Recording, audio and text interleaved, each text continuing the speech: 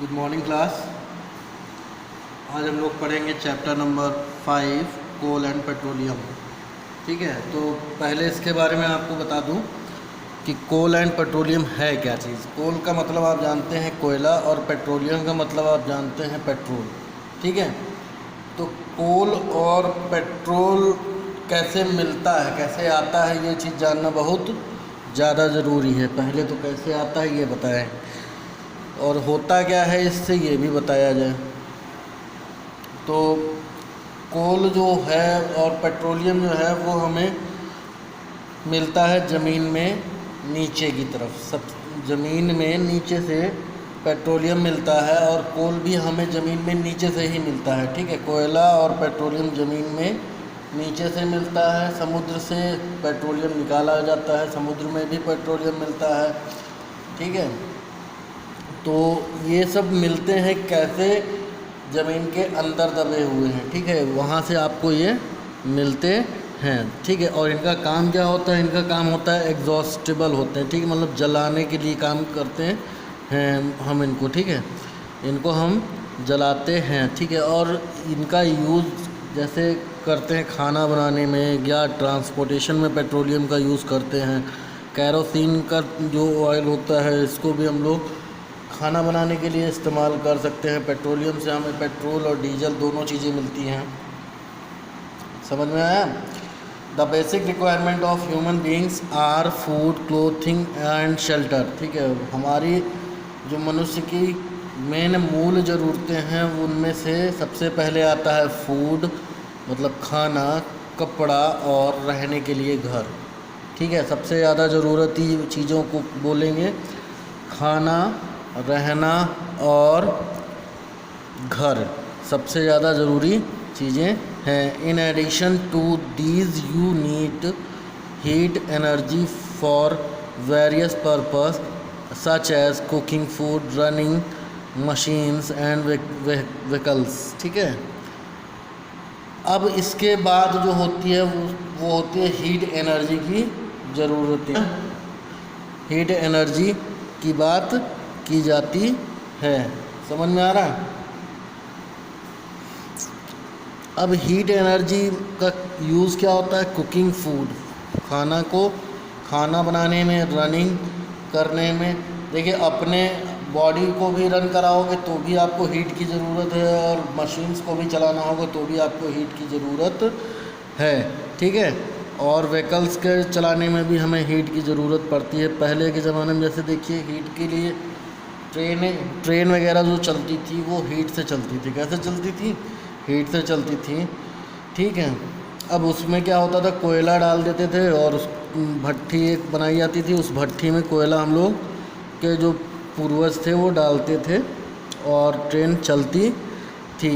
ठीक, तो the heat energy can further be converted to various other forms of energy. ठीक है, heat energy ही एक ऐसी एनर्जी है जो कई और फॉर्म में कन्वर्ट हो सकती है। समझ में आया?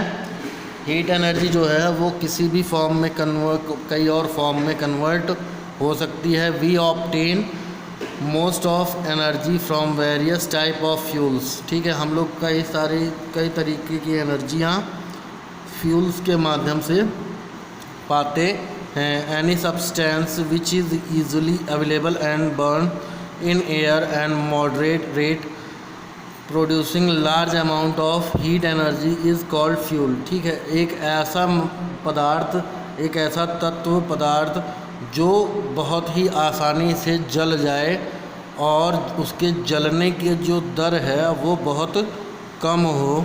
ठीक है, दर कम हो, producing large amount of heat, और कम मात्रा में इस्तेमाल हो, और जले भी तो इतना तेज़ जले कि हमारा काम हो सके। Heat producing large amount of heat energy, जल करके हीट एनर्जी को प्रोवाइड करे, वो होते हैं फ्यूल।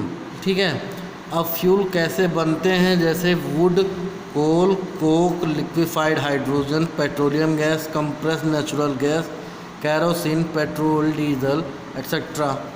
ठीक है, तो वुड लकड़ी, कोयला, कोक कोयले का ही एक फॉर्म है, लिक्विफाइड हाइड्रोजन, ये जैसे वो कार वगैरह में देखा होगा, रेसिंग कार वगैरह ज़्यादातर लोग इसको इस्तेमाल करते हैं। ठीक है, पेट्रोलियम गैसेस। अब पेट्रोलियम गैसेस के बारे में बताएं ज़रा। पेट्रोलियम गैसेस जो पेट्रोल बनाने के टाइम में मिलती हैं उनकी बातें हो रही हैं। कंप्रेस्ड नेचुरल गैस, सीएनजी, इसी का नाम है सीएनजी, जो हमारी गाड़ियों में इस्तेमाल होता है। कैरोसिन का मतलब है मिट्टी का तेल। पेट्रोल, डीजल, इनका मतलब आप जानते ही हैं, गाड़ियाँ बनती हैं पेट्रोल और डीजल के डाल करके ही आगे ले जा सकते हैं। वेरियस एग्जांपल ऑफ फ्यूल, ये सारी चीज़ें क्या हैं, मतलब एटसेट्रा आदि, ये सभी एग्जांपल हैं, उदाहरण हैं फ्यूल के। All these fuels are obtain from nature. सबसे बड़ी बात यह है कि ये जो फ्यूल्स हैं ये सारे के सारे हमारा नेचर हमको प्रोवाइड करता है। ठीक है ना, नेचर हमें देता है। We have variety of resource available in nature, they are two kind of natural resources. हमारे पास दो तरीके के नेचुरल रिसोर्सेज हैं। पहला है इनएग्जॉस्टिबल नेचुरल रिसोर्सेज और एग्जॉस्टिबल नेचुरल रिसोर्सेज। पहला है इनएग्जॉस्टिबल नेचुरल रिसोर्सेज, दूसरा एग्जॉस्टिबल नेचुरल रिसोर्सेज। ठीक है, these resources are present in nature in unlimited quality. They will not be they will not be exhausted by human activities. For example, air and sunlight. They are also called renewable sources of energy. ये point बहुत ही ज़्यादा ज़रूरी है, ध्यान दीजिएगा। ऐसी energy जिसको हम मतलब मनुष्य अपने आप नहीं बना सकता है और उसको वो बार बार प्रोड्यूस हो जाती है, मतलब अपने आप को रिप्रोड्यूस कर सकती है। जैसे हम लोग सांस लेते हैं तो ऑक्सीजन, नाइट्रोजन, अदर चीज़ें अपने अंदर लेते हैं ना, तो वही सब चीज़ें क्या होती हैं, वो सब चीज़ें क्या होती हैं, अपने आप फिर से बन जाती हैं। कैसे बन जाती हैं? क्योंकि हमने जो सांस ली, पेड़ ने फिर उस ऑक्सीजन को बना दिया। हमने कार्बन डाइऑक्साइड छोड़ी और पेड़ ने उस कार्बन डाइऑक्साइड को ले लिया। ठीक है, तो इस तरीके से हम लोगों का लेन देन होता रहता है और ऑक्सीजन और कार्बन डाइऑक्साइड अपने आप में फॉर्म होते रहते हैं। नाइट्रोजन भी होती है, आपको पता है, एयर में। तो रिन्यूएबल सोर्सेस वो होती हैं जो रिन्यू हो सकती हैं। ठीक है, दोबारा से बन सकती हैं वो भी अपने आप।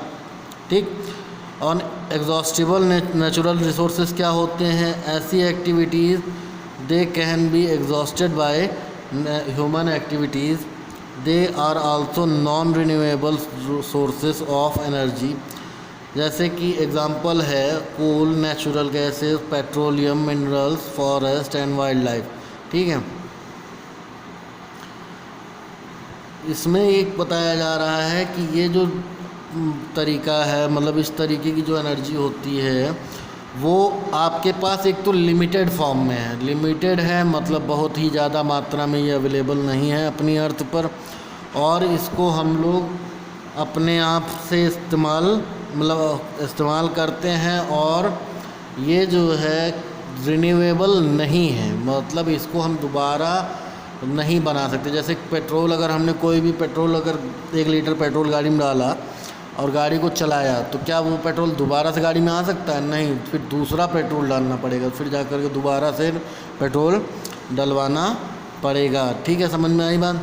कोल, natural gases and petroleum are referred to as fossil fuel. Fossil fuels एक ऐसे पदार्थ हैं, फॉसिल फ्यूल्स वो होते हैं, जैसे कोल है, नेचुरल गैस है, पेट्रोलियम है, ये तीनों क्या है? फॉसिल फ्यूल्स के नाम से जाने जाते हैं। These are formed underground from the remain of plant and animals that lived in millions of years ago. ठीक है, इसको बोलते हैं जीवाश्म ईंधन। क्या बोलते हैं हिंदी में? जीवाश्म ईंधन, फॉसिल फ्यूल्स को जीवाश्म ईंधन बोलते हैं, और जीवाश्म उसे बोलते हैं जैसे कि करोड़ों अरबों साल पहले जो जीव धरती के में परिवर्तन की वजह से ज़मीन के नीचे दब गए थे। अब क्या है कि वो उस जगह जहाँ पर दबे होंगे उस जगह की मतलब मिट्टी जो है उनको लिक्विड हो गया होगा ना, मतलब गीला हो गया होगा, कीचड़ टाइप का हो जाता है जब सूखते हैं तो, ठीक है। तो सूखते हैं तो वहाँ कीचड़ टाइप का हो गया होगा, तो उस कीचड़ का इस्तेमाल करके कोल, नेचुरल गैस और पेट्रोलियम का बनाया जाता है, ठीक है। They are categorised as non renewable sources of energy. They take a long period to form, ठीक है। यहाँ पर बताया जा रहा है कि इनको बनाने के लिए एक लंबा समय का इंतज़ार करना पड़ता है। रिन्यूएबल नहीं है, ये दोबारा मैं बता रहा हूँ, इसको सुन लीजिए। रिन्यूएबल ये नहीं है, ये नॉन रिन्यूएबल चीज़ें हैं। हाँ, ये है कि इनको हमको बनाने के लिए थोड़ा सा वेट करना पड़ सकता है, लेकिन जो इनएग्जॉस्टिबल हैं उनको आपको बनाने के लिए कोई भी वेट, किसी भी तरीके का वेट नहीं करना पड़ता है, वो ऑटोमेटिकली फॉर्म होते रहते हैं। जैसे एयर है, अगर इसको बनाने में लाखों करोड़ों साल लग जाएंगे तो हम लोग तो जितने हैं इस दुनिया में जीव प्राणी जो भी, ये सभी के सभी अपने आप ख़त्म हो जाएंगे, ठीक है ना, क्योंकि सांस मिलेगी नहीं किसी को, और ज़्यादा से ज़्यादा एक आदमी 10 मिनट 15 मिनट तक अपनी सांस रोक सकता है, ठीक है, बहुत ज़्यादा, मतलब रेयर केसेस। अब क्या है, कोल की बात हो रही है, ठीक है। कोल क्या चीज़ें हैं? कोल क्या होता है? कोल कोयले को बोलते हैं, है ना। Coal consist of carbon and it's solid fuel, ठीक है। ये कोल को बताया गया है, कोल क्या है? कार्बन का एक अपर रूप है, ठीक है, और एक ये सॉलिड फ्यूल है। देखिए कोयला जो है वो गिट्टी या पत्थर के जैसे दिखाई देता है ना, तो इसलिए ये सॉलिड फ्यूल है, मतलब ठोस ईंधन है। Different type of coal have different percentage of carbon. अलग तरीके के कार्बन, मतलब अलग तरीके के कोल अलग तरीके का कार्बन का परसेंटेज रखते हैं। Earlier coal use to cook food and to run railway engine.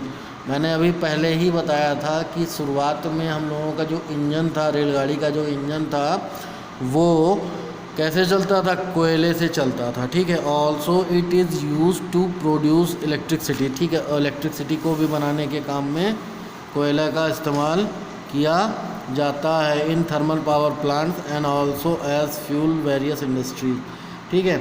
अभी ज़्यादा वो आप लोग देखे होंगे ऊंचाहार में NTPC है। अब यहाँ पर अगर आप इधर जाएं तो वहाँ पर आपको कोयले का ढेर बना हुआ दिखाई देगा, ठीक है। तो कोयले के ढेर लगे हुए दिखाई देंगे, तो वहाँ पर आप ये मतलब कभी आपने सोचा नहीं होगा कि वहाँ पर कोयले से इलेक्ट्रिसिटी को फॉर्म किया जाता है, इलेक्ट्रिसिटी को बनाया जाता है। About 300 million years ago it is believed that earth had dense forest in low lying wetland areas, ठीक है। Due to natural process like earthquake, flooding, ठीक, these forest got buried under the soil, ठीक है। अभी 300 million साल पहले क्या हुआ था? जो हमारे पेड़ पौधे थे वो अर्थक्वेक और फ्लडिंग की वजह से ज़मीन के नीचे दब गए थे, और अब वो क्या हो रहे हैं? Many layers of soil are deposit over it, ठीक है। इसमें जब वो दब गए नीचे तो इसके ऊपर कई सारी परतें जम गई, ठीक है, कई सारी परतें मिट्टी की जम गई। These were compressed and get decompose, और ये फिर कंप्रेस्ड हो गए और डिकम्पोज हो गए, मतलब सड़ गए दोबारा। जब ये इनके ऊपर कई सारी मिट्टी का लेयर जम गया तो ये क्या हो गया? मोटा हो गया, और जो नीचे दबा हुआ था वो सड़ गया, ठीक है, सड़ने लगा। दबने की वजह से कंप्रेस हुआ और दबने की वजह से सड़ने लगा। Under high temperature and high pressure भी नीचे जाने पर प्रेशर हाई हो जाता है और टेम्परेचर भी हाई हो जाता है। These are converted into coal, जिसकी वजह से क्या किस में कन्वर्ट हो गए, कोल में कन्वर्ट हो गए। देखो ये जैसे जब बिहार झारखंड हो गया तो आपको कोयला ज़्यादा मिलेगा इधर, ठीक है, पहाड़ी एरिया है और यहाँ पर आपको कोयला ज़्यादा दिखाई देगा। This process is called coalification, it is also termed as carbonisation, ठीक है, ये कार्बनाइजेशन बोला जाता है और इस प्रोसेस को बोलते हैं क्वालिफिकेशन, ठीक है, क्वालिफिकेशन नहीं है, क्वालिफिकेशन है, ठीक है। This process involves the conversion of dead vegetations into coal which is mainly carbon, ठीक है, कार्बन के रूप में बनते हैं ये, और when coal burns it produce carbon dioxide, ठीक है, कार्बन में ऑक्सीजन मिलाते हैं तो कार्बन डाइऑक्साइड प्रोड्यूस हो जाती है। On processing of coal version it's like coal tar, coal gas, coal coke and are produce, ठीक है, जब कोल को बनाते हैं तो कई सारी चीज़ें और बनती हैं, जैसे कि कोल तार मतलब का अरे रोड पे आप लोग देखते होंगे जो ऐसे छिड़कते हैं ना काला काला सा, उसी को बोल रहे हैं। कोल गैसेस बनती हैं और कोक बनता है, आर प्रोड्यूस, ठीक है, ये सब चीज़ें बनती हैं। बस अब आज के लिए इतना ही रखिए, आगे मिलते हैं फिर।